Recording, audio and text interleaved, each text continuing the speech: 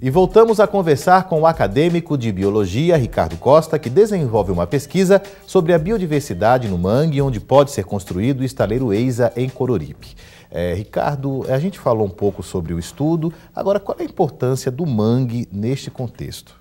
O mangue ele tem uma importância de berçário, né? A primórdio, o mangue é um grande berçário dessas espécies, onde muitas sobrevivem ali e outras vêm do oceano para poder desovar, fazer a reprodução naquele ambiente, que é de suma importância porque é toda uma constituição de cadeia alimentar. Então o mangue, além de servir de alimento, ele serve de berçário para esses seres que sobrevivem ali. Quer dizer, o mangue ele tem uma importância estratégica nessa questão ambiental. E eu posso dizer assim, muito grande, porque sem ele, essas espécies com certeza deixariam de sobreviver e diminuiriam gradativamente devido às agressões ambientais. Tá? O mangue que não é um ecossistema só brasileiro, ele se repete em outras regiões do mundo, não é? Agora, o mangue de Coruripe, ele está degradado já, Ricardo? O estudo aponta já isso? O estudo já mostra, né, através das nossas coletas e de algumas filmagens, fotografias que nós temos, né, obtido através de um trabalho que nós temos feito, pessoas, muitas vezes próprios moradores da região. História oral das pessoas daquela região. Que acabam aterrando certa parte do mangue para construir casas, né, fazer construções. Inclusive, na última semana tive juntamente de um dos...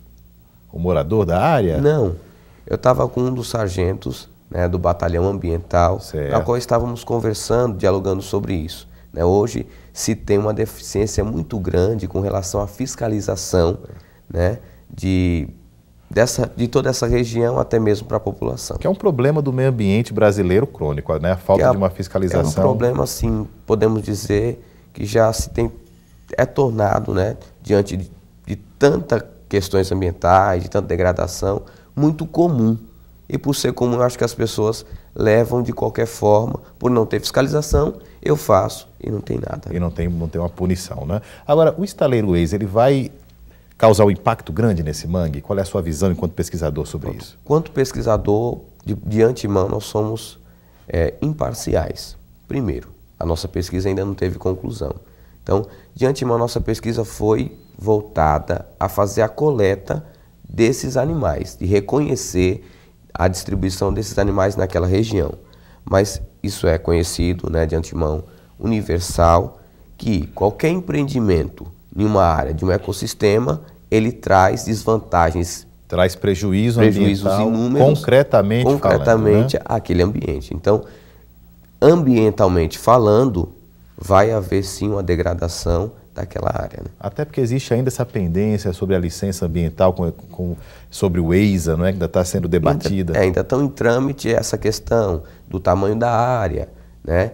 Qual vai ser as medidas que eles irão colocar, até mesmo de reflorestamento da área degradada. Então isso ainda está a conversar, né? Até pouco que nós temos lido e conhecido, então não tem ainda uma definição prévia do que realmente vai acontecer. Perfeito. Agora esse mangue que está sofrendo hoje, como que recupera um mangue? Como é que a gente recupera esse mangue que já está em degradação, como você mesmo aponta? Pode-se dizer que é um trabalho muito minucioso e demorado. É possível reflorestar um mangue, por exemplo?